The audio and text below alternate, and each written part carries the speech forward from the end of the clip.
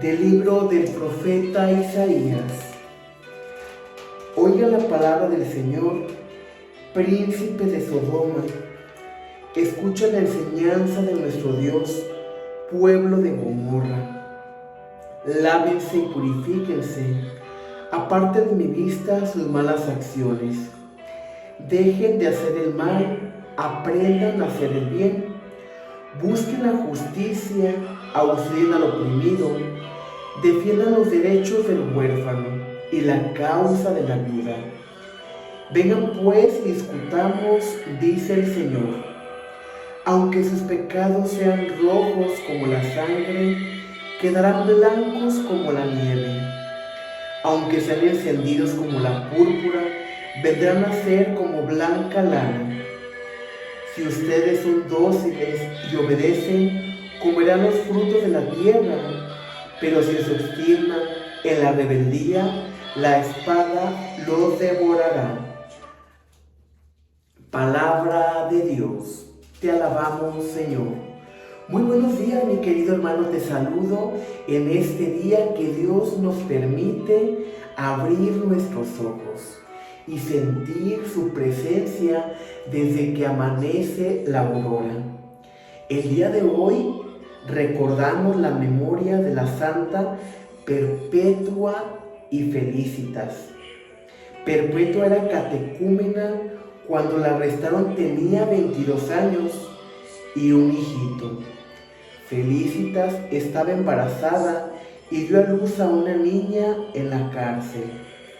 Conservaron siempre una santa fortaleza y el 7 de marzo del año 203 fueron conducidas al teatro de Catargo y juntas las dos y de la mano fueron destrozadas por un toro bravo. Santa Perpetua pertenecía de alguna manera a la realeza porque era una mujer de una familia con buena posición. Felicitas era quien le asistía a Perpetua. Sin embargo, ellas reconocieron y se reconocieron como cristianas. Incluso al juez ante el cual las habían llevado para ser juzgadas, el mismo juez le suplicaba a Perpetua que se retractara de decir que era cristiana para que él la pudiera liberar. Sin embargo, ella se rehusó a dar marcha atrás y a negar su religión. Se rehusó a negar a Cristo. Siendo así, el padre de Perpetua acude con su hija y porque él estaba en contra de que ella dijera que era cristiana. Y le dice: hija, retráctate y vámonos a casa. Sin embargo, Perpetua, aún estando en la oscuridad de esa celda, le dice al padre: Padre, ¿ves aquello que está allá? ¿Qué es? Le dice: es una bandeja. Así es una bandeja. Y como tal tenemos que mencionar las cosas como son. No es lo mismo decir que es una bandeja a decir que es una vajilla. Las cosas se le tienen que llamar por su nombre. Al piloncillo, piloncillo. A la bandeja, bandeja. Al cristiano, cristiano. Y yo soy cristiano. En aquel tiempo del emperador, en el año 202, exhibían cómo mataban a los cristianos. Lo hacían ante la multitud, de alguna manera, para demostrar lo que le podía pasar a quienes quisieran ir por el mismo camino. De esta manera manipulaban a la multitud, pero también quienes iban al martirio daban testimonio de ello. A ella les concedieron una cena antes de ser martirizadas, lo cual se convirtió en una cena eucarística. 2 santos diáconos acuden a ellas les dan la comunión. Y ellas efectivamente son destrozadas enfrente del teatro, a la vista de todas las personas. Pero no obstante de que ya estaban siendo destrozadas, les arrancaron la cabeza. Recordemos que el Imperio Romano tenía la cultura de poner las cabezas alrededor del Imperio Romano para demostrar lo que le pasaba a los cristianos. De esta manera mandar un mensaje claro y contundente: si vas por el mismo camino te va a pasar lo mismo. Qué diferentes tiempos los que vivieron estas dos santas, Perpetua y Felicitas, a la realidad que vivimos hoy nosotros. Pues gracias al martirio de ellas y de muchos santos, el día de hoy tú y yo podemos profesar nuestra religión de manera libre, de manera que no se nos impusiera ningún tipo de ley.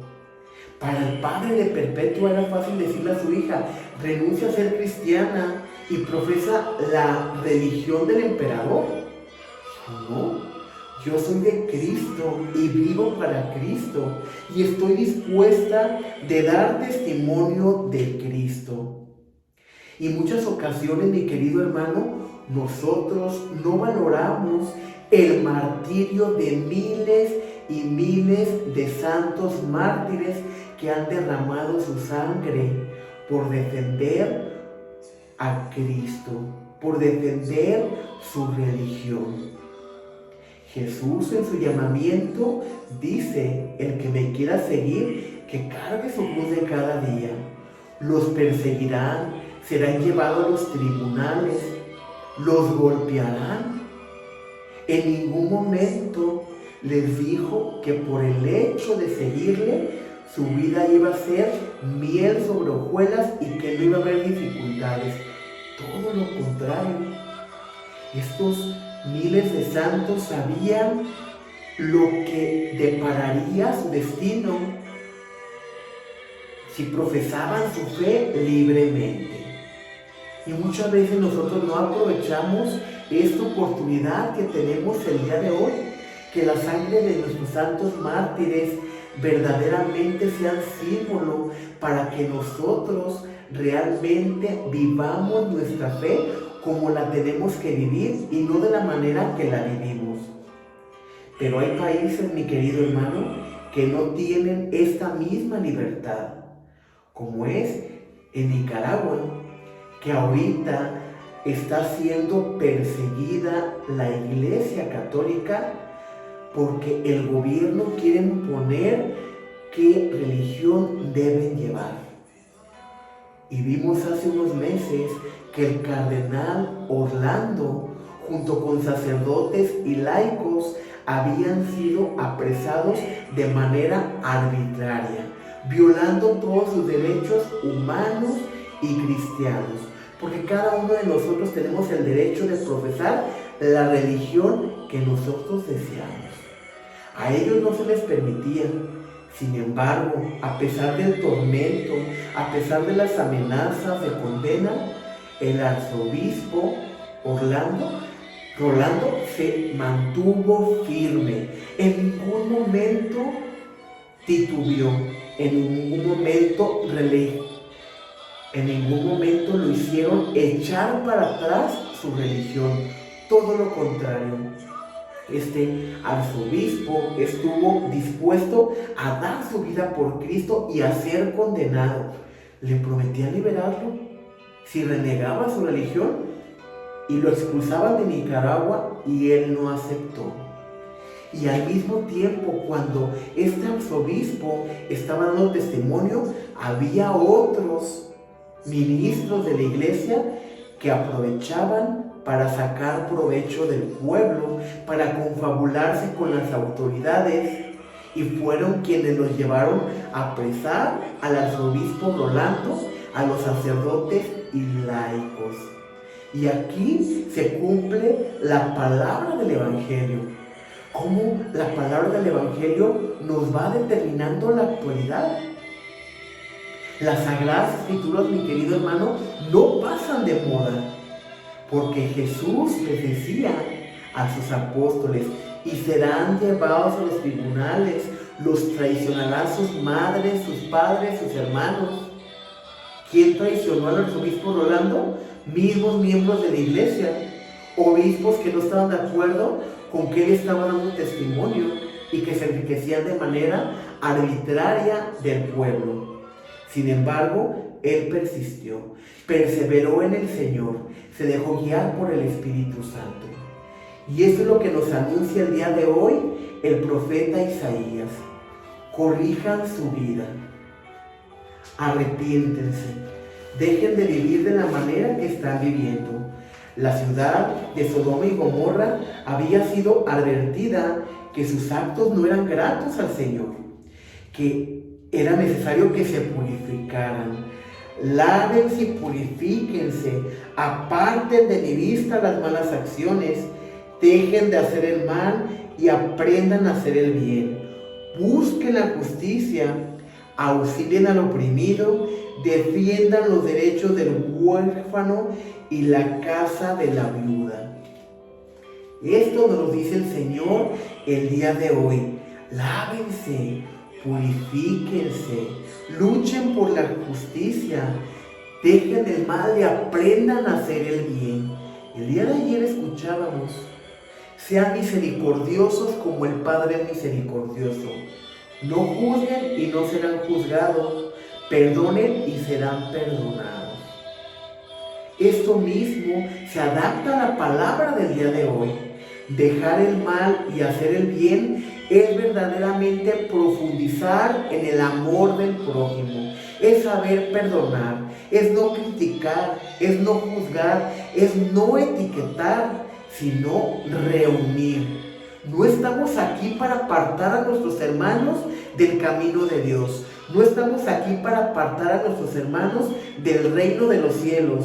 Estamos aquí para congregarnos, para ser parte y formar parte del cuerpo mismo y místico de Cristo.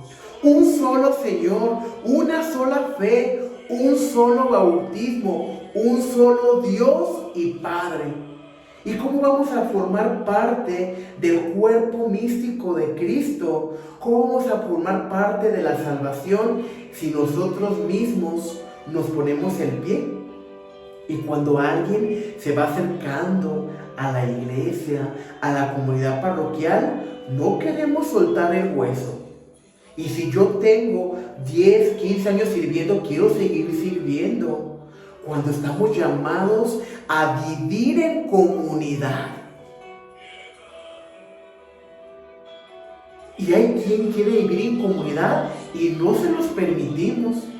No les permitimos que se acerquen a cantar, porque la que canta es la que canta todos los días. Y en ocasiones hay quienes compiten a ver quién empieza primero el canto.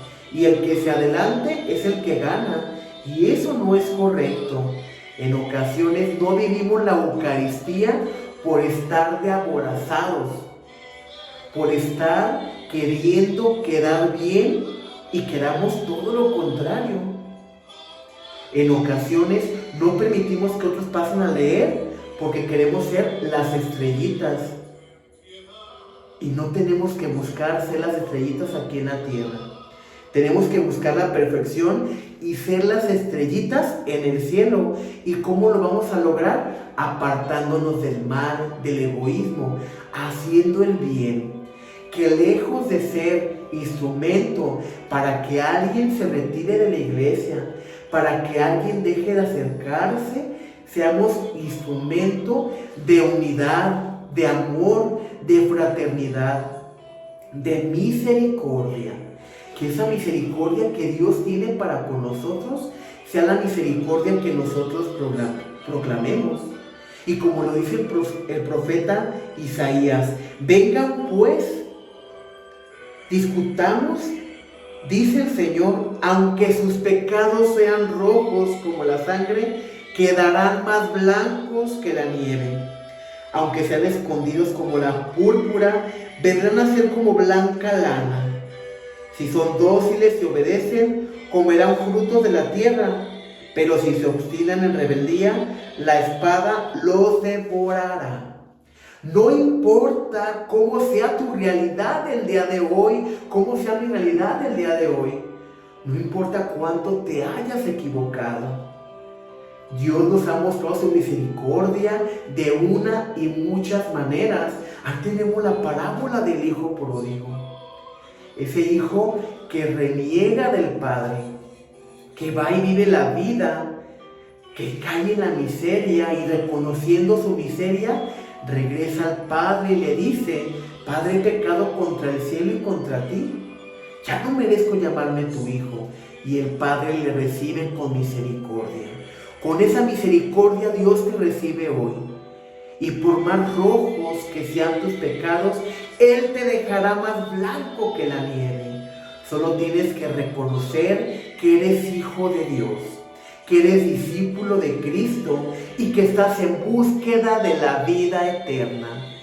Que la paz, el amor, la misericordia, la paciencia, la humildad de Cristo estén contigo y con tu familia. Paz y bien.